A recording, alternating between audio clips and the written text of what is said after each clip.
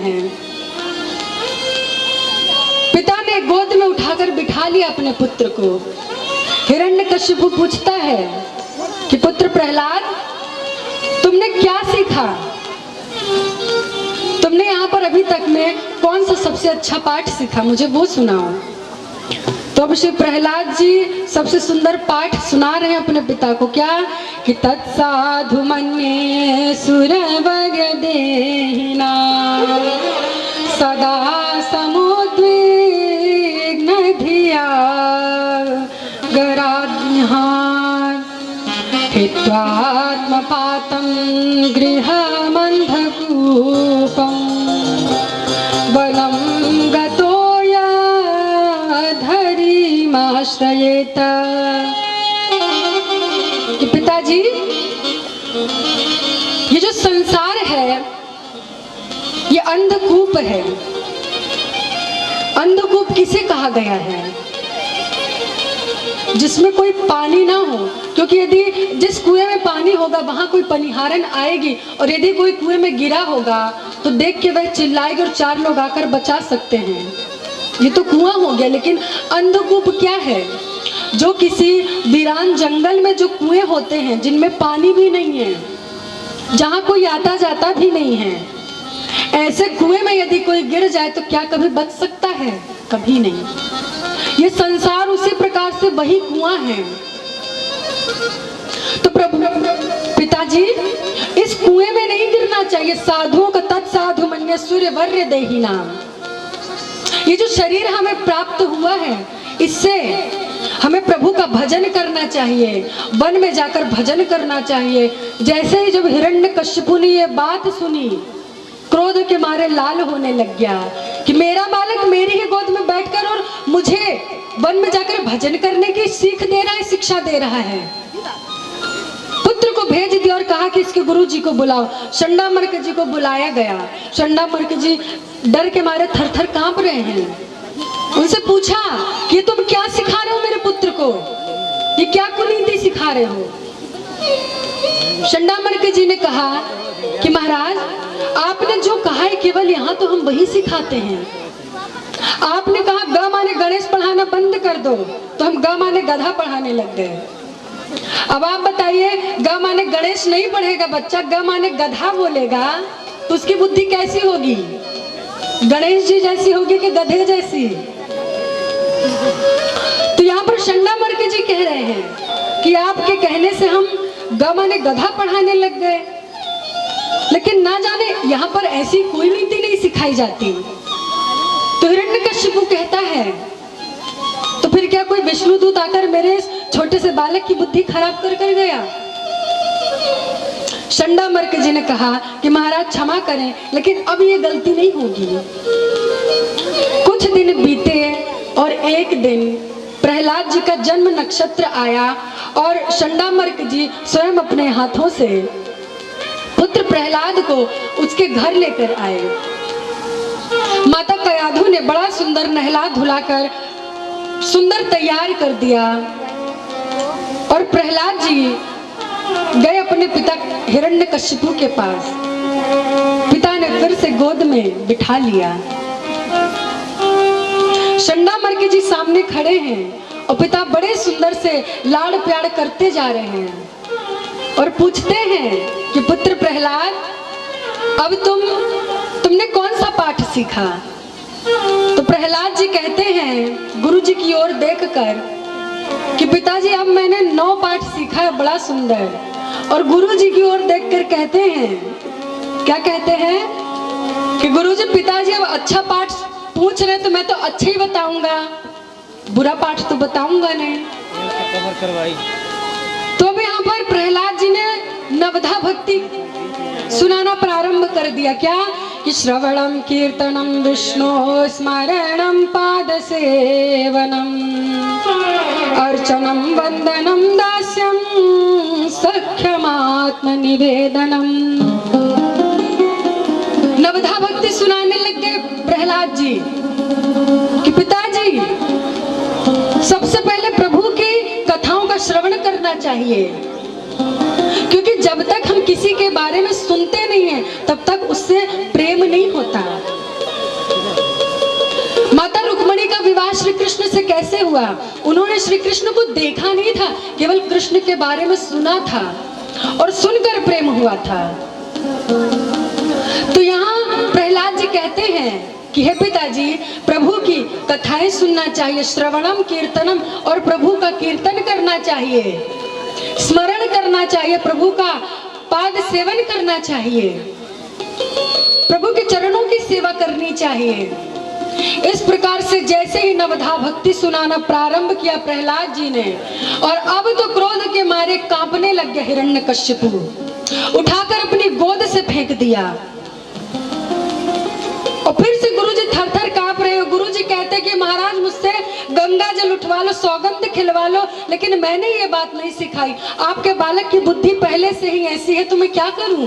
इसमें मेरी कोई गलती नहीं है। हिरण्यकश्यपु कहता है कि जब तुमने नहीं सिखाया तो इसने कहां से सीख लिया? मेरे दुश्मन कहीं आकर, मेरे दुश्मनों से कहीं तुम मिले तो नहीं हो? पक्के से तुम मेरे दुश्मनों से मिले हो और मेरे इस बालक की बुद्धि खराब कर रखी है। बहुत गालियां देने लग गया हिरण्यकश्यपु चंडामर्क जी को। चंडामर्क जी ने कहा कि महाराज बस एक आखिरी मौका और दे दीजिए, अब नहीं होगी गलती, अब नहीं होगी। और अब चंडामर्क जी प्रहलाद जी को फिर से उस विद्यालय में लेकर गए और जाकर डांटने लग गए। अब यहाँ पर गुरुजी डांट रहे हैं, यहाँ पर कहा गया है कि गुरुजी डांट रहे, लेकिन गुरु और शिक्षक में अंतर होता है। गुरु केवल वही पढ़ाएगा जो हमारे लिए अच्छा होगा, चाहे वो हमें प्रिय लगे या ना लगे, लेकिन वही पढ़ाएगा। और जो शिक्षक होता है, जो टीचर होता है, वो केवल सरकार की नीतियों पर ही चलेगा। अभी जैसे बताया मैंने कि सरकार ने यदि कह दिया कि ग माने गणेश छोड़कर ग माने गधा पढ़ाओ, तो वो वही पढ़ाएगा। ये नहीं सोचेगा कि ग माने गणेश ठीक है तो मैं गणेश ही पढ़ाऊं, गधा ना पढ़ाऊं।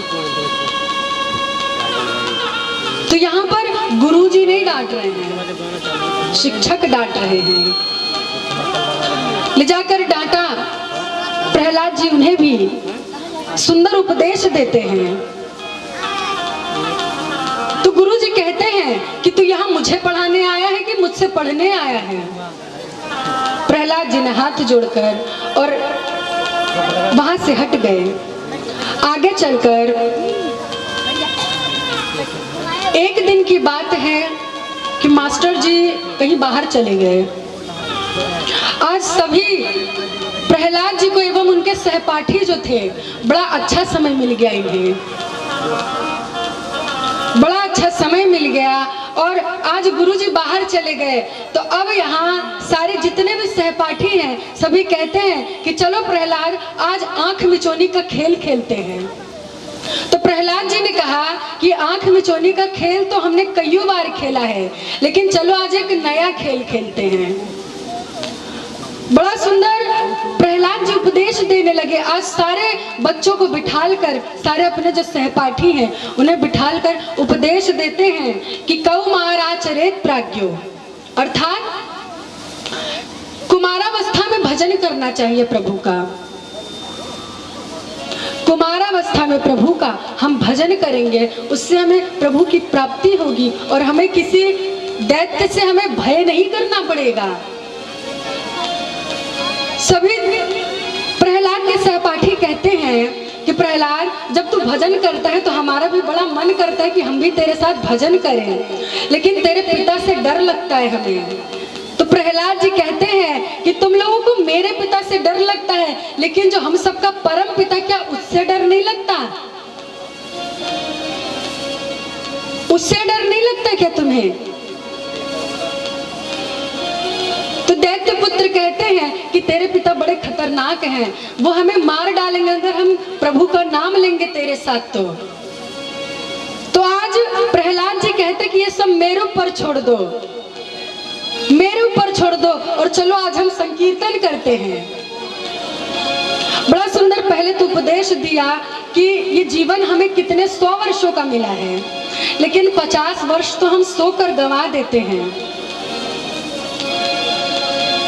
10 वर्ष खेल कूद में गंवा देते हैं, 20 वर्ष हमने शादी विवाह किया, पढ़ाई लिखाई किया, वो बीत गया, फिर बुढ़ापा आ गया, भजन करने का कम समय मिला, नहीं मिला समय। आखिर भजन कर पाए नहीं। तो चलो आज भक्त प्रहलाद जी कहते हैं कि चलो आज हम भजन करते हैं। तो जितने भी प्रहलाद जी के मित्र हैं, सहपाठी हैं, कि कहते हैं कि प्रहलाद आज तू संभाल लेना। तो प्रहलाद जी ने कहा कि ठीक है, आज मैं सब संभाल लूंगा, चलो हम सभी मिलकर भजन करते हैं और आप सब भी मिलकर मेरे साथ बड़ा सुंदर नाम संकीर्तन कहते हैं। हो श्रीमन नारायण नारायण नारायण, श्रीमन नारायण नारायण नारायण, श्रीमन नारायण नारायण नारायण, श्रीमन नारायण नारायण नारायण, नारायण नारायण नारायण, श्रीमन नारायण नारायण नारायण, श्रीमन नारायण नारायण नारायण, श्रीमन नारायण नारायण नारायण, श्रीमन नारायण भजमन नारायण, श्रीमन नारायण भजमन नारायण, श्रीमन नारायण भजमन नारायण, श्रीमन नारायण भजमन नारायण, ओ श्रीमन नारायण भजमन नारायण, श्रीमन नारायण भजमन नारायण, श्री हरि नारायण नारायण नारायण, श्री हरि नारायण नारायण नारायण, श्रीमन नारायण नारायण नारायण, श्रीमन नारायण नारायण नारायण, ब्रह्मा नारायण विष्णु नारायण, ब्रह्मा नारायण विष्णु नारायण। देखिए, जब हिरण्यकश्यपु ने चंडामर के जिसे कहा कि इसको बड़ी खतरनाक बीमारी लग चुकी है, ये जो भक्ति है ये संक्रामक रोग की तरह होती है, और ये संक्रामक रोग अभी तो केवल प्रहलाद को लगा है, अगर इसे ठिकाने नहीं लगाया गया तो ये संक्रामक रोग बहुत जल्दी फैल जाएगा। तो प्रहलाद जी को मारने के बहुत प्रयास किया गया, पर्वतों से गिराया, पानी में डुबाया, भोजन छुड़वाया, सर्प से डसवाने का प्रयास किया गया, यहाँ तक कि होलिका के साथ अग्नि में जलाया, लेकिन तब भी प्रहलाद जी पर कोई असर नहीं हुआ। और यहाँ पर जैसे ही संकीर्तन प्रारंभ किया श्री प्रहलाद जी ने, चंडामर्क जी आकर देखे कि क्या देखा कि यहाँ तो रोग फैल चुका है। सोचे कि अगर ये रोग फैल गए तो कहीं मुझे भी ना। भजमन नारायण श्रीमन नारायण भजमन नारायण, मेरे साथ सभी लोग बोलिए बड़े प्रेम के भाव से, श्रीमन नारायण भजमन नारायण, श्रीमन नारायण भजमन नारायण, श्री हरि नारायण भजमन नारायण, श्री हरि नारायण भजमन नारायण, श्रीमन नारायण भजमन नारायण, श्रीमन नारायण भजमन नारायण, श्री हरि नारायण भजमन नारायण, श्री हरि नारायण। लग जाए और दौड़े दौड़ के हिरण्यकश्यपु को बुलाने के लिए इधर प्रहलाद नारायण नारायण नारायण, श्री हरि नारायण नारायण नारायण श्रीमन्नारायण नारायण नारायण श्रीमन्नारायण नारायण श्रीमन्नारायण भजमन्नारायण श्रीमन्नारायण भजमन्नारायण श्रीमन्नारायण भजमन्नारायण श्रीमन्नारायण भजमन्नारायण श्रीमन्नारायण भजमन्नारायण श्रीमन्नारायण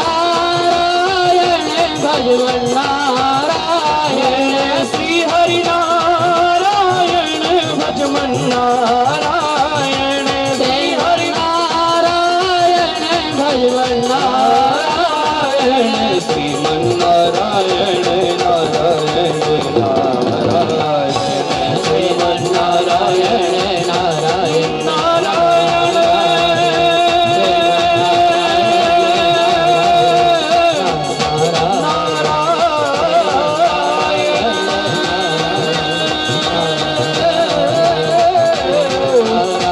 नारायण नारायण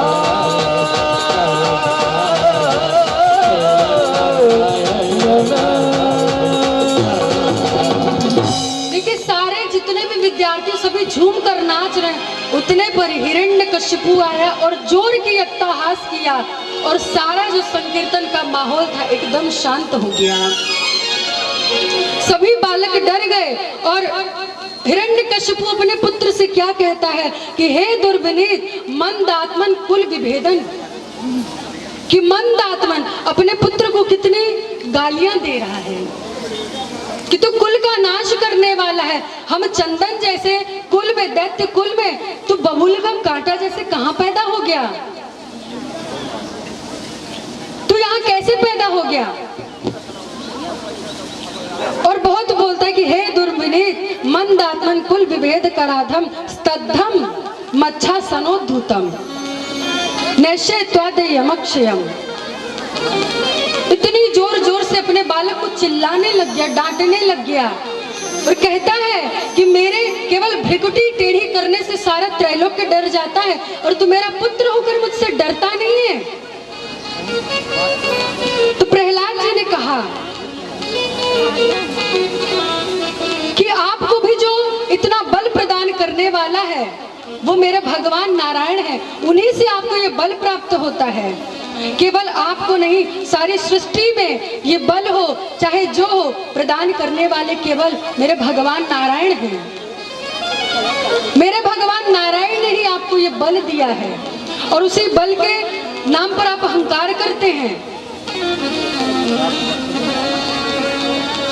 हिरण्यकशिपु पूछता है कि तेरा भगवान है कहाँ? अगर है तो मेरे सामने क्यों नहीं आता? क्या मुझसे डरता है तेरा भगवान? प्रहलाद जी कहते हैं कि मेरे प्रभु कहाँ नहीं है ये पूछो। हिरण्यकशिपु कहता है क्या इस खंबे में है? प्रहलाद जी ने कहा बिल्कुल मेरे प्रभु इस खंबे में है, और जोर कर गदा से उस खंबे पर प्रहार किया और जैसे ही खंबे पर प्रहार किया उस पे से गगन गड़गड़ानो खम्ब फाटो चरचरानो निकसो नर नाहर को रूप अति भयानक है। गगन गड़गड़ावे दसन जीभ लपलपावे और चितवत सरोज मानो अंक जात खानो है। भगवान नरसिंह के रूप में प्रकट हो गए। बोलिए नरसिंह भगवान की। भगवान नरसिंह के रूप में प्रकट हो गए। आधा शरीर जो है प्रभु का मनुष्य का है और जो मुख है वह सिंह का बना हुआ है। और प्रभु क्रोध के मारे प्रभु की जीभ लपलपा रही, आंखें लाल लाल हुई हैं। जब सभी ने देवताओं ने देखा डर के मारे सभी पीछे भागने लग गए। भगवान नरसिंह युद्ध करने लग गए। ऊपर से जितने भी देवता हैं सभी कहते हैं प्रभु इस दैत्य को जल्दी मारो, क्योंकि संध्या होते ही साथ इनमें इनकी आसुरी वृत्ति और अधिक हो जाती, इनमें शक्ति आ जाती है। ब्रह्मा जी ने जब ये बात कही, प्रभु नरसिंह भगवान ने ऊपर देखा, क्रोध से ब्रह्मा जी डर गए। भगवान नारायण कहते हैं कि एक तो पहले ऐसे ऐसे वर देते हो, ऊपर से कहते हो कि जल्दी मारो। प्रभु युद्ध करते जा रहे हैं और जैसे ही शाम का समय हुआ, हिरण्यकशिपु को अपनी गोद पर लेकर और बीच दहलीज पर जाकर बैठ गए। लेकिन हिरण्यकशिपु कहता है कि मैंने तो वरदान प्राप्त किए हैं, तो मुझे कैसे मारोगे? तो भगवान कहते हैं कि तू पहले ये देख, उसने कहा कि न मैं भीतर मरूं न मैं बाहर मरूं। तो भगवान ने कहा इसीलिए बीच दहली पे बैठा हूँ। हिरण्यकशिपु कहता है कि न मैं दिन में मरूं न मैं रात में मरूं। तो भगवान कहते संध्या काल हो रहा है, न दिन है न रात है। हिरण्यकशिपु कहता है कि ना मैं अस्त्र से मरूं ना मैं शस्त्र से मरूं। तो भगवान नरसिंह कहते कि ये नाखून किस लिए दिख रहे हैं? तेरे लिए मेरे नाखून ही काफी हैं। फिर हिरण्यकशिपु कहता है कि मैं भगवान ब्रह्मा की बनाई सृष्टि में किसी से ना मरूं। तो भगवान कहते हैं कि ब्रह्मा को मैंने बनाया है, ब्रह्मा ने मुझे नहीं बनाया। और जैसे ही संध्या का समय हुआ, वो पूछता है कि ना मैं 12 महीने में किसी महीने में मरूं। तो प्रभु ने बताया कि ये जो 13वां महीना अधिक मास बनाया है, ये तेरे लिए ही स्पेशल बनाया है। और संध्या का समय हुआ, प्रभु ने अपने दोनों हाथों के नाखूनों से उसके पेट को फाड़कर उसके पेट से आंतें निकालकर और उस आंत की माला पहन दी। बोले अंतरमाली भगवान की। इधर प्रभु का इतना भयानक स्वरूप हो गया है कि सभी देवता अब डर रहे हैं। हिरण्यकशिपु का तो उद्धार हो गया, लेकिन अब प्रभु शांत कैसे हो? सभी देवता सोचने लग गए। बारी बारी आकर सभी देवताओं ने प्रभु की स्तुति की, लेकिन जैसे ही प्रभु के नेत्रों को देखते हैं, प्रभु का मुख देखते हैं, डर के मारे सभी भाग जाते हैं। तो देवताओं ने सोचा कि इनकी अर्धांगिनी लक्ष्मी जी को ही क्यों न लाया जाए, कि पति कितने भी क्रोध में क्यों ना हो, लेकिन पत्नी का मुख देखते ही साथ उनके मुख पर खुशी आ जाती है। तो जाकर लक्ष्मी जी को बुलाया। लक्ष्मी जी बढ़िया 16 श्रृंगार तैयार करके और हाथों में आरती की थाली लेकर छमछम करती आई। लेकिन जैसे ही भगवान नरसिंह के सामने गई तो उनकी आरती करना तो दूर, थाली वाली फेंक कर और गैया मैया करके मैया लक्ष्मी भी भाग गई। अब सभी देवता चिंता में पड़ गए कि अब क्या किया जाए। तभी ब्रह्मा जी की नजर पड़ी छोटे से भक्त प्रहलाद पर और जाकर प्रहलाद से कहा कि तुम्हारे कारण भी प्रभु ने यह स्वरूप धारण किया है, तो जाकर तुम ही इन्हें शांत भी कर सकते हो। प्रहलाद जी जाते जा रहे प्रभु के पास धीरे धीरे और जाकर प्रभु के चरणों में गिर गए। जैसे ही प्रहलाद जी चरणों में गए, प्रभु ने उठाकर गोद में बिठा लिया और जिस तरह से एक गौ अपने बछड़े को जन्म देती है और जन्म देते ही साथ चाट चाट कर उसे उसका जो मलमूत्र लगा रहता है उसे साफ कर देती है, उसी तरह से भगवान नरसिंह आज अपने पुत्र प्रहलाद पर इतना प्रेम लुटाते हैं, इतना प्रेम लुटाते हैं कि सभी देवता देखकर रोने लगते हैं। सभी की आंखों से अश्रु झरझर बहने लगे कि इतना प्रेम तो प्रभु ने कभी अपने पुत्र ब्रह्मा जी पर नहीं लुटाया, न अपने पुत्र शंकर पर लुटाया। आज ये दैत्य बालक होने के बाद भी आज प्रभु ने इसे अपने गोद में बिठाला और धीरे धीरे प्रहलाद के शरीर को सहलाते हैं और क्या कहते हैं कि हे प्रहलाद, आज तक मैंने कभी नहीं देखा कि मेरा नाम लेने वाले को इतना कष्ट मिला हो। मेरा नाम लेने वाले के ऊपर कभी इतनी विपदा आई हो, लेकिन मैंने आने में कितनी देर कर दी। इस कोमल से शरीर को तो छूने में भी डर लगता है और ना जाने इस शरीर पर तूने कितने कष्ट भोगा। आज तक भक्त भगवान से क्षमा मांगता है, लेकिन आज भगवान अपने भक्त से क्षमा मांगते हैं। आज भगवान क्षमा मांगते हैं कि प्रहलाद मुझे क्षमा कर दे, मैंने ही आने में देरी कर दी और तुझे इतना कष्ट भोगना पड़ा।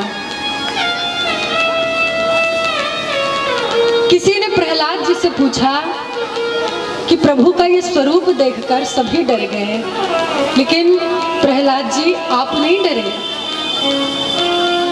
तो प्रहलाद जी ने क्या कहा,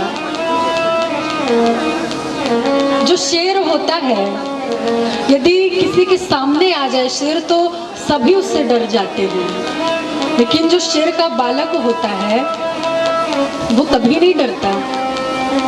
वो अपने माँ के पास, अपने पिता के पास जाकर लाड लड़ाता है, वो नहीं डरता। तो मैं किसी और के पास थोड़ी ना हूँ, ये तो मेरे पिता हैं। और प्रभु इतना वात्सल्य लुटाते हैं कि सारी सृष्टि देखकर आज स्तब्ध रह गई कि ये इतना देवताओं पर भी कभी प्रेम नहीं लुटाया प्रभु ने जितना इस प्रहलाद पर प्रेम लुटाया। तो महाराज परीक्षित बड़े खुश हो गए। इस प्रकार से भगवान ने प्रहलाद जी से कहा कि पुत्र कुछ वर मांगो। तो प्रहलाद जी ने कहा कि प्रभु आपके दर्शन मिल गए, मुझे और क्या चाहिए। इतना प्रेम आपने मुझे दिया और मैं मांग कर क्या करूंगा। आपको यदि कुछ देना ही है तो मुझे ये दे दीजिए कि मेरे मन में कभी मांगने की इच्छा ही ना आए। लेकिन प्रभु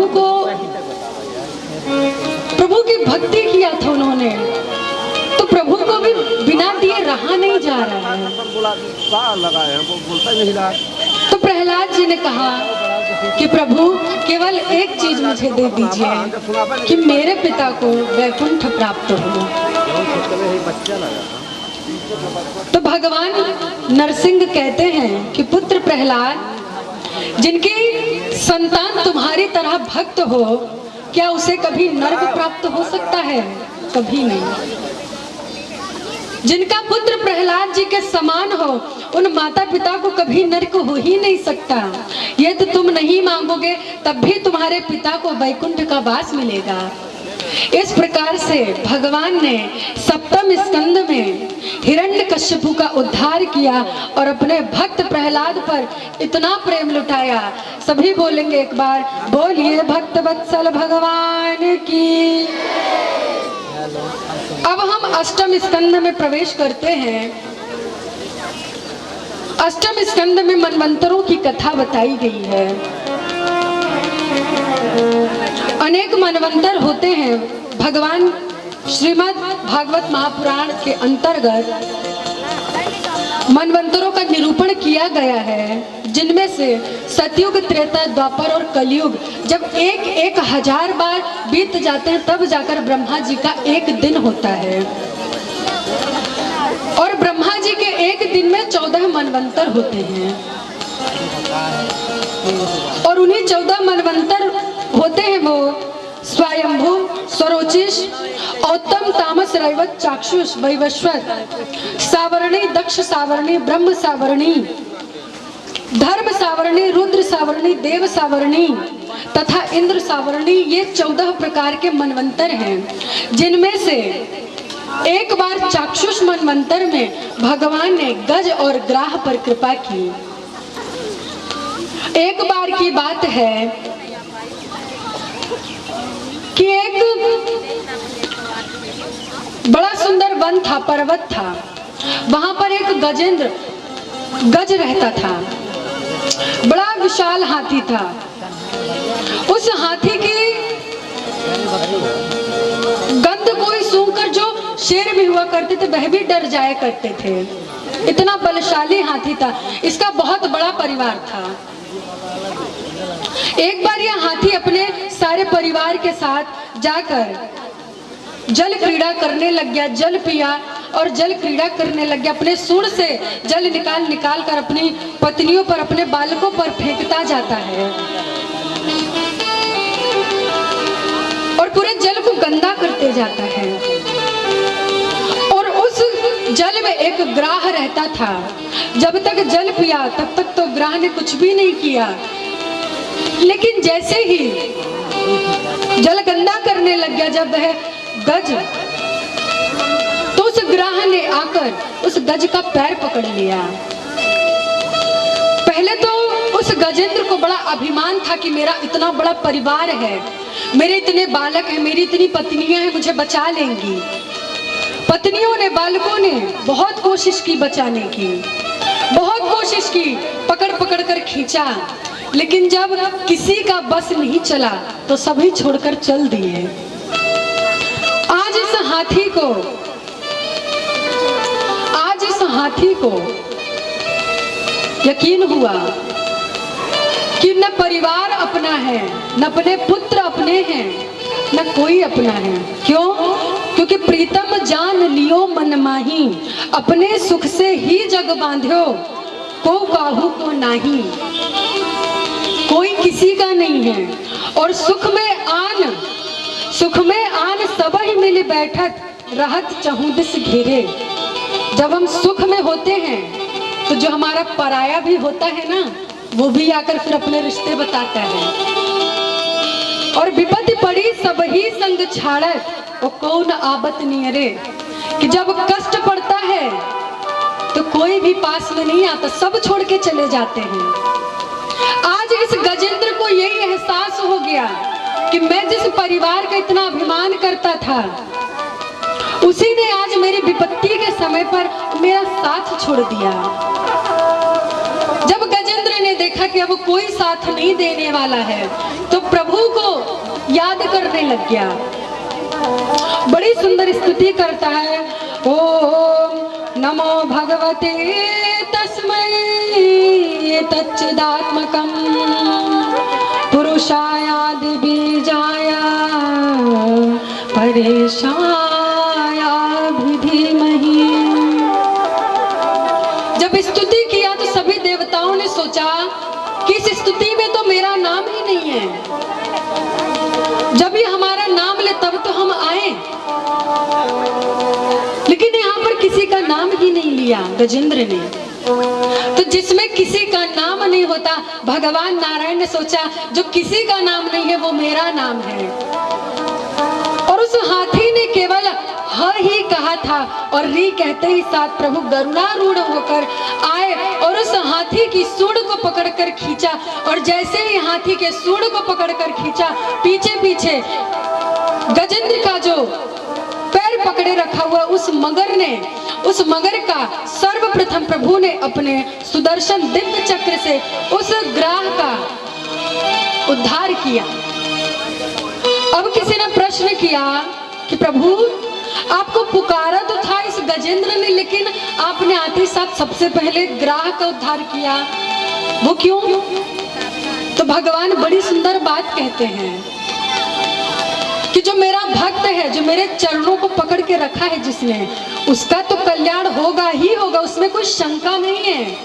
लेकिन जो मेरे भक्त का चरण पकड़ता है, उसे सबसे पहले मैं उद्धार करता हूँ, मैं सबसे पहले उसका उद्धार करता हूँ। आज इसीलिए इस मगर का सबसे पहले प्रभु ने उद्धार किया। तो महाराज परीक्षित पूछते हैं कि आखिर इसने ऐसा कौन सा पुण्य किया था जो प्रभु इसे दर्शन देने आए।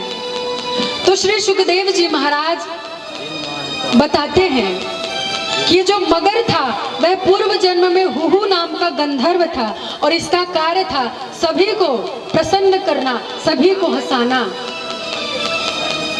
एक बार की बात है कि देवर्षि देवल ऋषि एक जल में स्नान करके और भगवान सूर्य को अर्घ दे रहे थे, तभी इस हुहु नाम के गंधर्व ने जाकर इनका पैर पकड़ लिया। और जब पैर पकड़ा तो देवल ऋषि घबरा गए, डर गए कि कोई मगर ने आकर पैर पकड़ लिया क्या। छटपटाए, तो जैसे ही छटपटाए वह हुहु नाम का गंधर्व बाहर आया और हंसने लग गया। तो देवल ऋषि ने शाप दिया कि जा तू मगर की तरह पैर पकड़ता है, जाकर तू मगर हो जा। लेकिन बहुत क्षमा याचना की उस हुहु नाम के गंधर्व ने। तो देवल ऋषि ने कहा कि ठीक है, ऐसे ही जाकर किसी भक्त के पैर पकड़ेगा तो तेरा कल्याण हो जाएगा। और इधर जो ये गजेंद्र है, जो गजेंद्र है, ये पूर्व जन्म में इंद्रद्युम्न नाम का राजा था। एक बार अगस्त्य मुनि के यहाँ पधारे, लेकिन यह पूजा में बैठा हुआ था, लेकिन इसने ध्यान नहीं दिया और अगस्त मुनि क्रोधित हो गए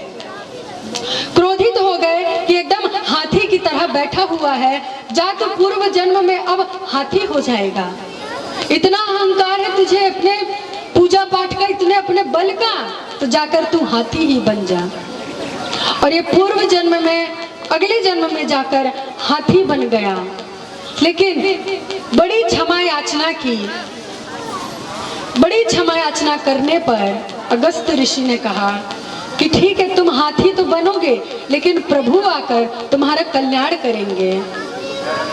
इस प्रकार से प्रभु ने चाक्षुष मनवंतर में गजेंद्र और ग्राह पर कृपा की। आगे चलकर एक बार की बात है कि देवराज इंद्र को दुर्वासा मुनि ने एक माला पहनाई उनका सम्मान करने के लिए, और देवराज इंद्र ने उस माला को निकालकर अपने हाथी ऐरावत के गले में पहना दी, और उस ऐरावत हाथी ने उस माला को गले से निकालकर और अपने पैरों से कुचल दिया। तो ये बात दुर्वासा मुनि को अच्छी नहीं लगी। सबसे क्रोधित जो कोई ऋषि है तो वो सबसे ज्यादा दुर्वासा ऋषि है। क्रोध में आकर कहा कि इंद्र और सारे देवताओं, तुम सभी श्रीहीन हो जाओ, क्योंकि तुमने मेरी दी हुई माला का अपमान किया है। जब देवराज इंद्र एवं सभी देवता श्रीहीन हो गए और ये बात शुक्राचार्य जी को एवं दैत्यराज बलि को पता चली, तो जाकर स्वर्ग पर आक्रमण कर दिया। इन्होंने स्वर्ग पर आक्रमण कर दिया और सारे स्वर्ग पर बलि का आधिपत्य हो गया। अब सभी जितने भी देवता हैं वह मारे मारे फिरते हैं। सभी देवता भगवान नारायण की शरण में गए कि प्रभु हमें शरण दीजिए, अब हम क्या करें, अब हम क्या करें, क्योंकि पूरे स्वर्ग पर दैत्यों ने अपना आधिपत्य जमा लिया है। तो भगवान नारायण ने कहा कि तुम सभी का जो श्री है वह समुद्र में समा गया है, और ये तभी वापस मिल सकता है जब समुद्र मंथन होगा। तो देवताओं ने पूछा कि प्रभु हम कैसे समुद्र का मंथन करें, हम कैसे समुद्र मंथन करें। तो भगवान नारायण ने कहा कि दैत्यों की सहायता लेकर और समुद्र मंथन करो, और उसमें से ही तुम सभी का श्री जो है, जो जा चुका है, वह पुनः लौट कर आएगा। सभी देवता गए दैत्यों के पास और दैत्यों से बोला कि हम सभी समुद्र का मंथन करेंगे, उसमें से अमृत निकलेगा और अमृत पीकर हम सभी अमर हो जाएंगे। अमृत पीकर हम सभी अमर हो जाएंगे, फिर चाहे जितना लड़े हमें से कोई मरेगा ही नहीं। ये बात दैत्यों को बड़ी प्यारी लगी। कहा ठीक है। सभी देवता और दैत्य चल दिए कि अब किस चीज से आखिर मंथन किया जाए। तो देखा तो भगवान ने कहा कि मंदराचल पर्वत को रई बनाया जाए। मंदराचल पर्वत को उठाकर लाने लग गए, लेकिन भगवान गणेश का आवाहन नहीं किया, तो पर्वत गिरकर आकाश से गिरा और नीचे धरती पर आ गया, जिनमें से कुछ दैत्य चकनाचूर होकर मर गए। दैत्यों ने कहा कि हमें नहीं पीना है अमृत, हमें नहीं करना है कोई ये समुद्र मंथन, हमें नहीं करना, हमें नहीं होना अमर। तो भगवान नारायण ने कहा कि तुम सभी चलो, मैं अपने गरुड़ पर रखकर मंदराचल पर्वत को लेकर आता हूँ।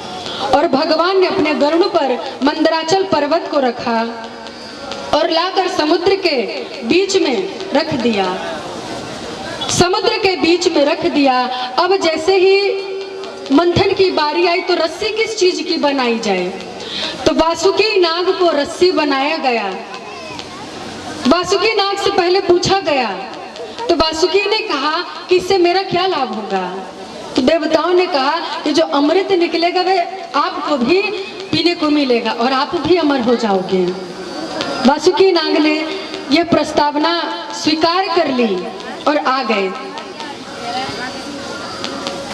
यहाँ रस्सी बना दी गई वासुकी नाग की और मंदराचल पर्वत को रई बनाकर, अब जैसे ही समुद्र मंथन प्रारंभ हुआ उतने पर ही मंदराचल पर्वत पृथ्वी पे धंसने लग गया। तो प्रभु साक्षात आकर कछुए का रूप धारण करते हैं। बोलिए कच्छप भगवान की जय। भगवान ने कच्छप रूप धारण किया और अपने पीठ पर मंदराचल पर्वत का भार संभाला। और अब जैसे ही समुद्र मंथन प्रारंभ हो गया तो जो देवता थे वह पूंछ की तरफ लग गए और जो दैत्य से सर्प के मुख की तरफ लग गए। अब जैसे समुद्र मंथन प्रारंभ हुआ, सर्प के मुख से विष निकला और सारे जितने भी दैत्य थे सब काले पड़ गए। सभी दैत्य काले पड़ गए और देवता थे जो पूंछ की तरफ लगे हुए थे, क्योंकि दैत्यों को पहले कहा गया कि तुम पूंछ की तरफ लगो। तो दैत्यों ने कहा कि हम कोई ऐसे वैसे खानदान से थोड़ी ना है,